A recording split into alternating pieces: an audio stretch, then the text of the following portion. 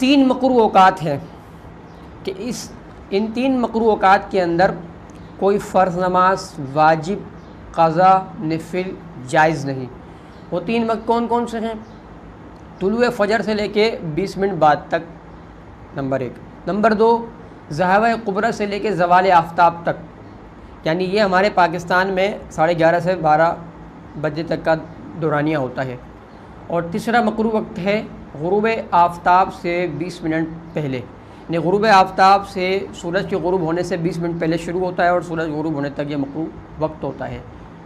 تو یہ تین مکروہ اوقات ہیں، اس کے اندر کوئی نماز فرض، واجب، نفل، قضا پڑھنا جائز نہیں ہے۔ ہاں البتہ اگر کسی نے عصر نہیں پڑھی ہے تو وہ عصر کی نماز پڑھ لے مکروہ وقت میں، لیکن اتنی تاخیر کرنا حرام ہے۔